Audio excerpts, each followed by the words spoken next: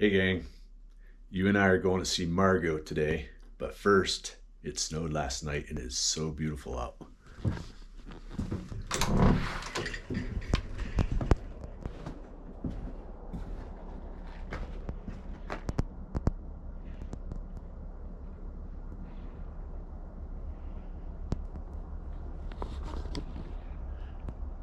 First big snowfall of the year. It's kind of warm, so if everything's sticking to the trees and it's going to be kind of icy, and we have to head over Teton Pass, so it's going to be quite the drive. Let's go. All right, we're on the road. Slow going. Roads are slick. Like I mentioned, it's warm. It's 30 degrees. Normally this time of year we get snow. It stays cold, but it's going to be slick today. Headed over Teton Pass. Teton Pass is, I think, just over 2,500 foot climb in the vehicle, going from Wyoming to Idaho.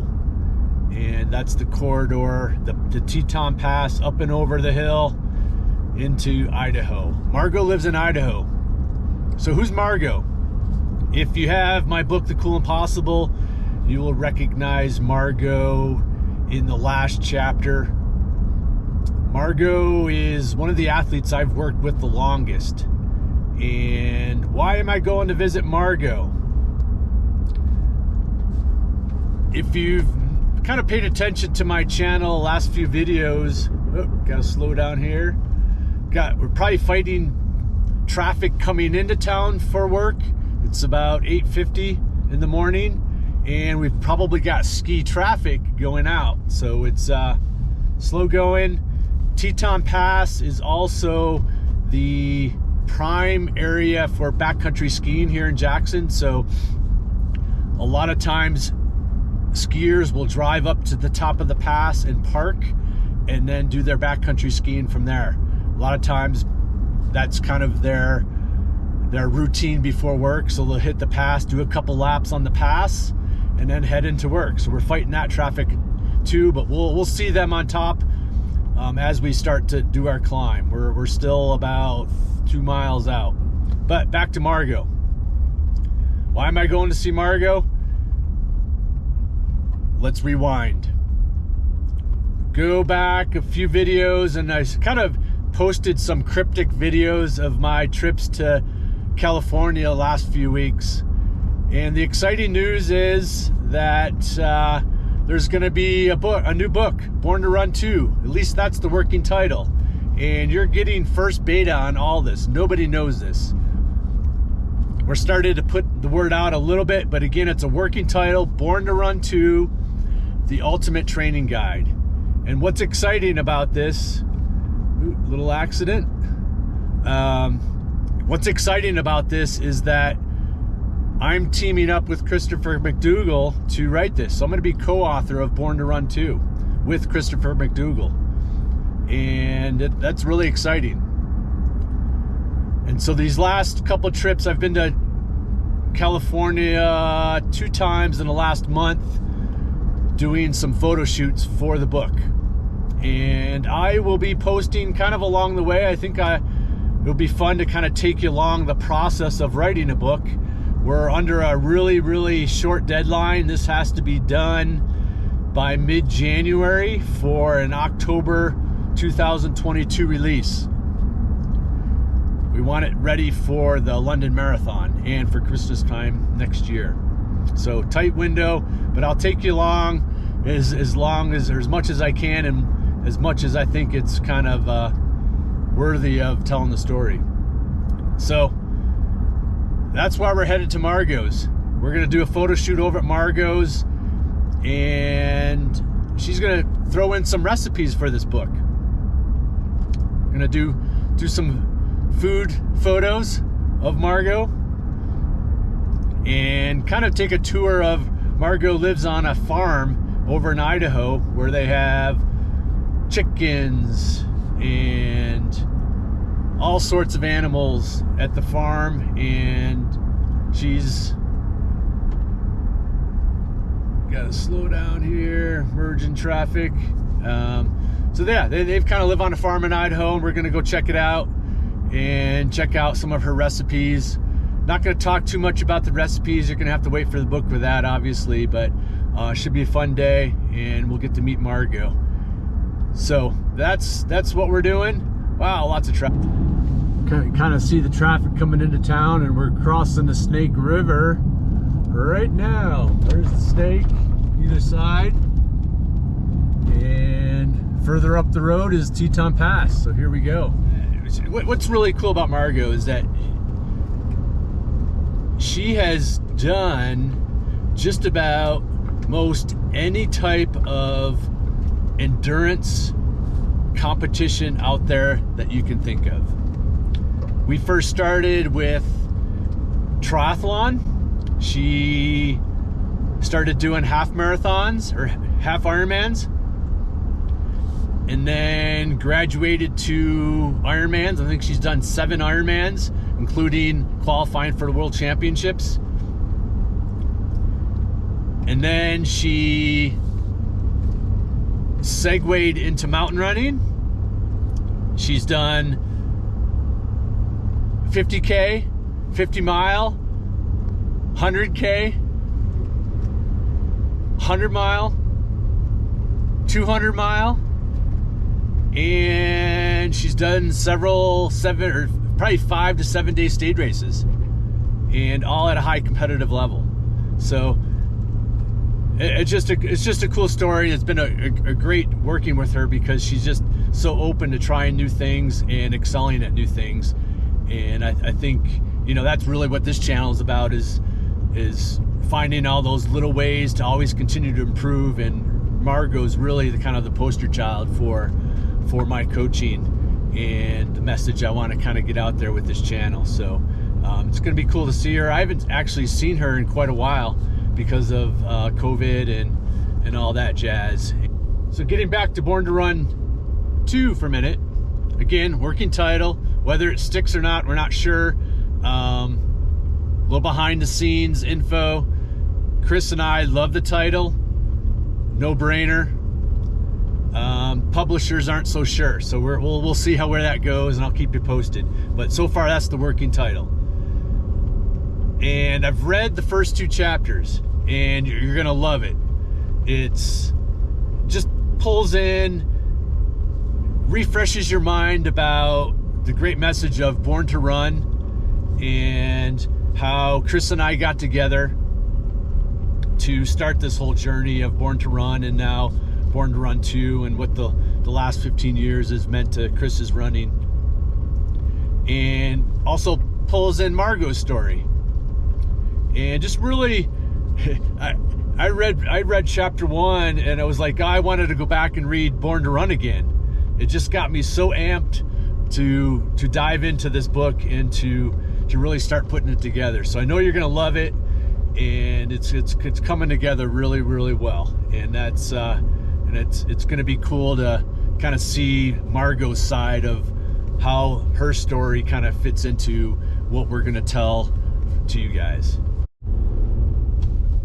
It's getting a little blustery. The roads aren't so bad though, so we're a lot of traffic coming down.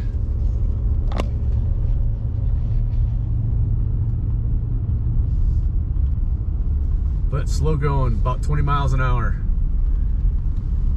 Lots of 180 turns. Real mountain driving.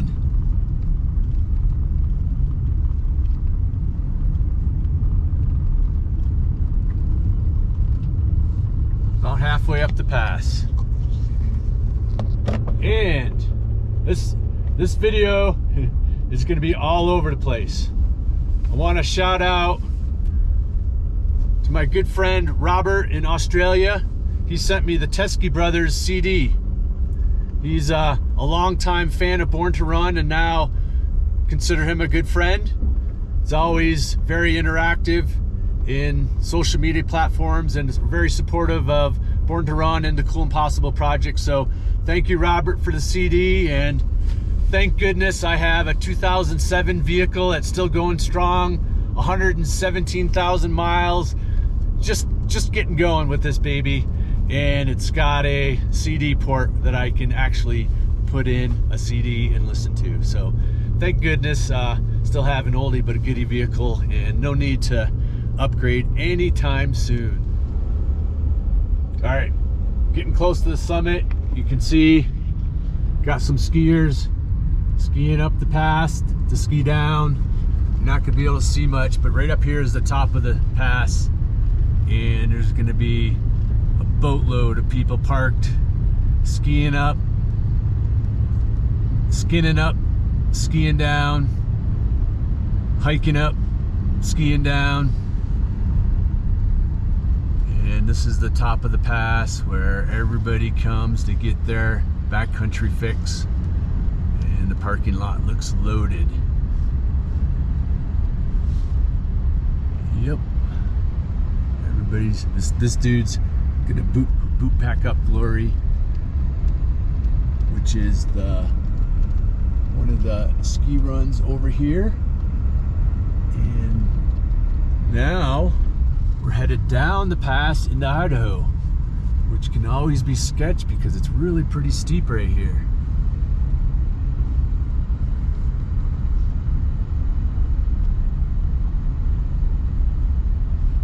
Yeah, so up there's Glory, which is one of the ski runs that people will boot pack up and then ski down into this area here and then have to boot pack back up to the parking lot or hitchhike.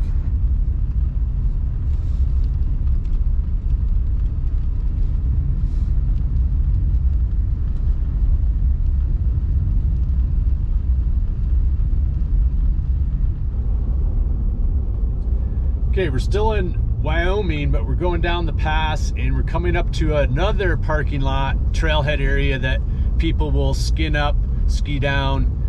Great mountain, great run in the summertime, and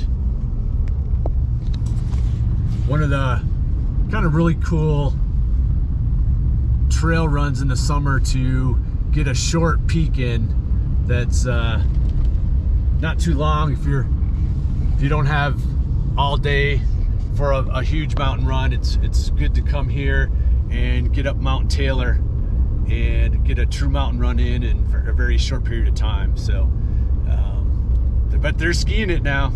And actually, the last time I ran Mount Taylor was with Margo.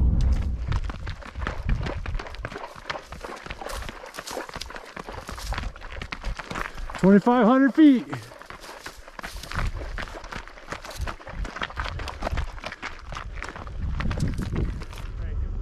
Hey, I had no idea what the pass was going to be like, so I'm early.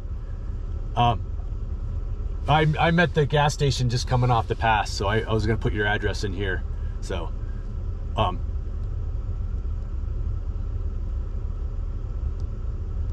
okay. Okay. All right, I'll see you in a little bit. Bye. All right, Margo's ready for us, and we're just popping into Victor, Idaho. Quaint little town, little Wild West town of Idaho.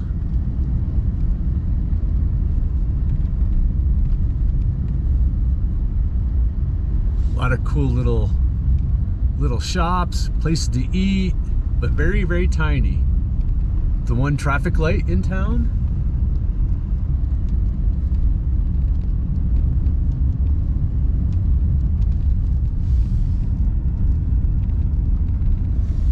Library. In 1,000 feet, turn left onto Cedrone Road. You've arrived.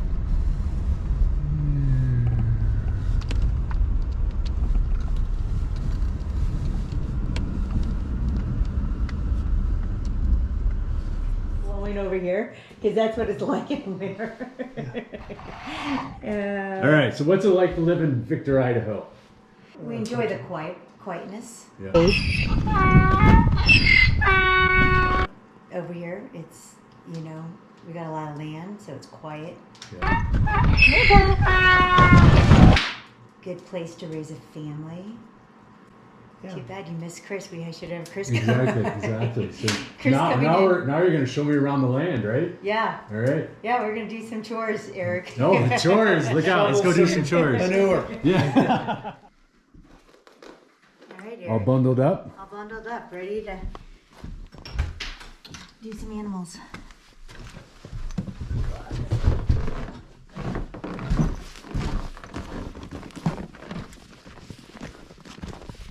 Got some sun coming. That's nice.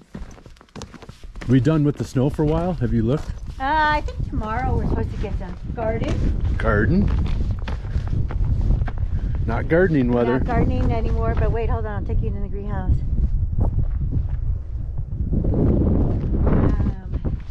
My tomatoes.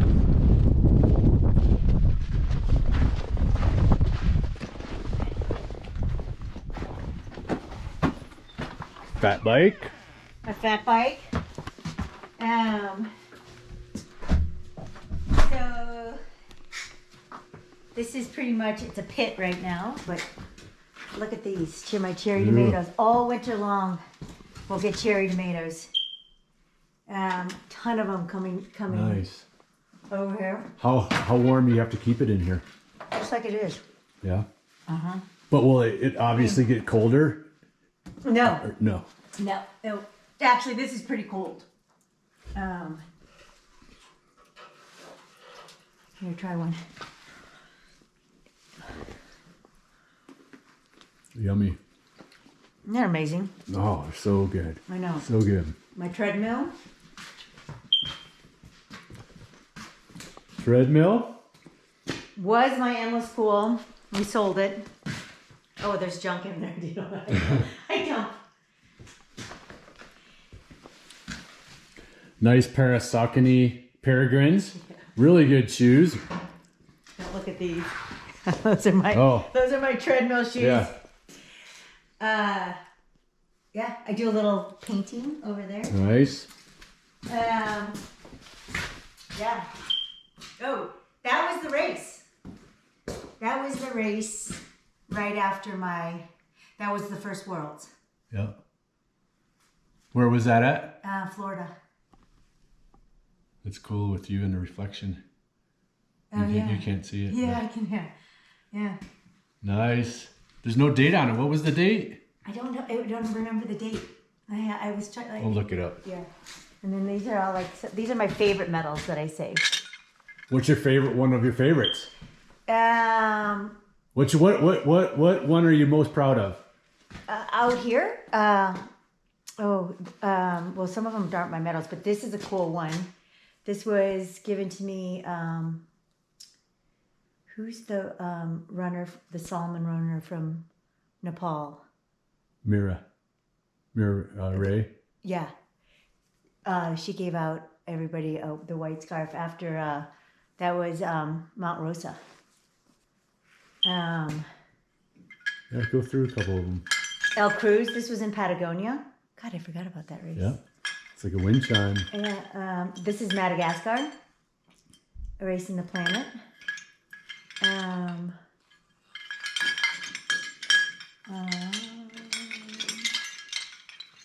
don't know. There's a bunch of different ones in here. No, Tour of Giants. What'd you get for Tour of Giants? A jacket. Oh. They didn't do medals. This is UTMR. They didn't do. See that one. Right here. Was that one of your favorite races? It was the reality check race. Right. Over here, but you can't see these. These are all my awards that I just keep in here. One of my favorite. This is Monument Valley. Oh yeah. So the Native American who are which I don't know what tribe. Probably Navajo. Navajo. So you're on their land. Yep. Yep. And then they make the awards. Wow, that's cool. Yeah. Third place female. Those were some of my triathlons. It's kind of all falling apart now. Yeah, that was another Monument Valley. They're all over here. Anyhow. As you can see, I don't really care. But I kept them. We care, but we don't. Them. We care, but we don't. We Yeah. keep them, but we don't really. All right, I'll show you the chickens first.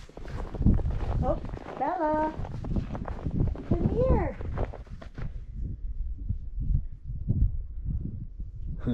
Bella's free range. Come here. Hi. Hi. This is Bella.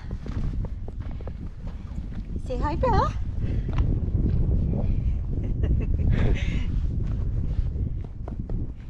But watch. She'll come in with me. With that Bella. She's like a dog. That's Dave. Hey, Bella. But keep walking in and she'll come in and you can turn around.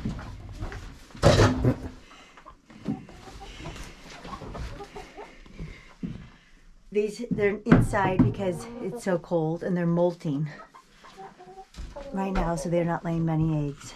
We have one blue egg. Very good. They can go outside, but they don't want to because it's snowing. Right.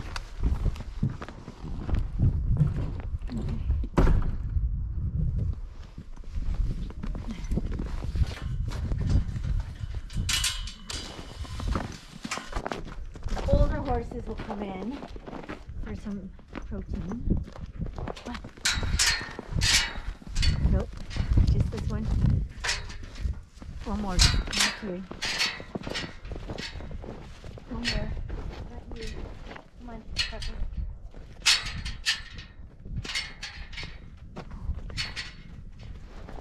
All right. Nope. Just Eric. Nope.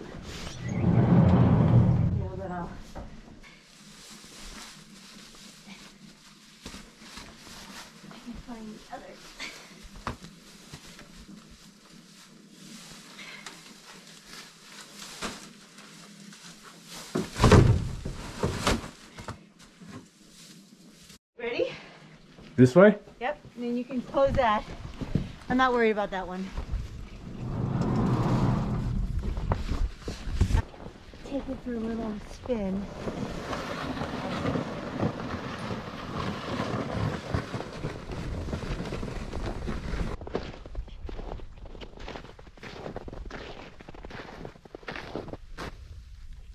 Okay, so this is called a wetland enhancement. So it's only about 3 feet deep, and they're little islands for birds to nest. And in the wintertime, if it gets cold enough before we get too much snow, we'll come on with the tractor and plow it and skate. And it S's around to another bigger pond where we'll play hockey. Pretty cool. Yeah, it is pretty cool. All right, our last break before peak. So, Tour Giants, let's get the fun stuff over with. How old were you? 50, I don't know. 51? I think 51. Okay, and how did you do? Stats wise? 14th woman, 2nd American woman. So, you know, like when you say 5 minutes, every 5 minutes, 30-second pickups or whatever. Yep. God, I hate those. You know, because you don't want to do that. How do they help you though? Because they help at the end of the race when you want to like stop like that. I don't know what it does, but that's when it helps me. Right. What is it? I mean, is that right? I don't know what it Okay, helps. so what helped you when Tour Giants got hard and you had to actually turn around and walk backwards because of your hamstring? How did training help you for that? Oh my God, because you just don't give up. I mean, I was not going to give up. And how did training help you with that? I mean, Training because I did the things that I didn't want to do, which then in that kind of a situation It led translates. me to, yeah, it translates. Yeah, and there's no getting around that. No, and I literally was going backwards on stuff like this. Let's see it. Let's see the Tour of Giants. Here, well, wait, I was like this, literally going like that, backwards. Now you're making me go backwards. Yeah, it wasn't pretty. Little smoke. All right. Tour Giants. changed your life? How did it change your life? So when I got injured, I guess it was a common injury. I kind of lost my quad muscle, which made my knee swell. And the docs there said I wasn't going to hurt anything permanently. It was just incredibly painful. What mile was this? Do you remember? I had 150K to go. So 50K, not 150K. No, like I broke my race down into 750Ks. So I had one more leg to go. Basically one more mountain. So 30 miles to go. 30 miles to go. And I was pretty much trashed on my one leg. And the doctor said, I knew I wasn't hurting myself, so they said I have plenty of time, like just take it easy. So I kept moving and they wrapped me up. And I got to a point where I had cell service and I had my husband call you. And I said, to tell you that I was injured and give Tim some pointers to help me. And I started to rain and I went in and I saw Tim and like I lay down and fell asleep and he massaged my leg like you told him. He woke me up after 20 minutes and he said, okay, let's get going. It was pouring by this time and he was sending me back out in the rain. Was it at night or was it during the day? It was like 6 o'clock, so brutal time. Like morning or evening? Evening. Yep. And I basically had one more night to go and I was going to finish that next morning-ish. It took me to the afternoon. Anyhow, he sent me out and he had faith in me. You had faith in me. I had faith that I was going to somehow make it up and down another mountain. And however I could, backwards, you know, hopping, hobbling. And I did. And how do you deal with that? I mean, you mentioned this was life-changing when you crossed that finish line.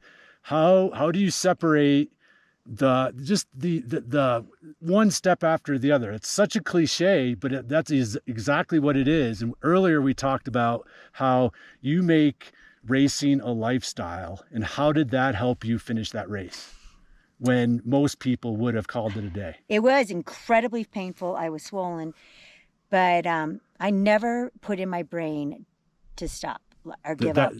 It just never entered. It never entered my brain. I knew I was in trouble. I knew I was going to slow down. I was doing incredibly well in the standings. That left. And I just really then focused on finishing, literally, like you say, doing whatever necessary. I tried to walk every which way.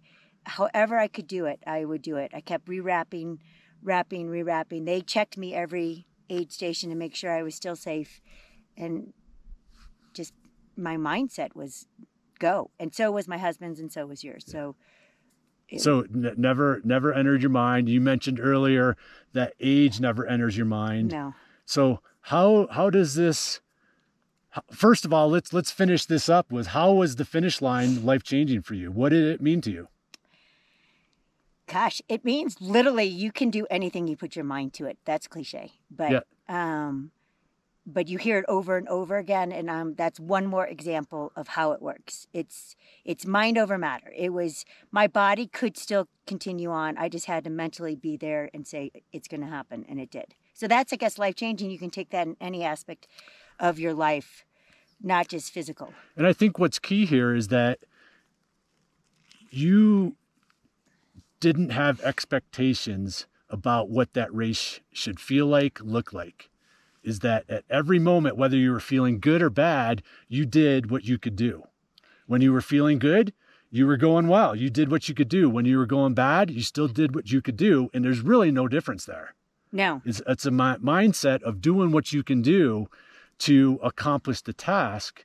And that is very, very powerful versus going in and having the race already planned out of what you thought it was going to look like. Because if you race with that mindset and then you get injured, all of a sudden the chapter has changed and it's not looking like you want it to look. And that's when we start to quit.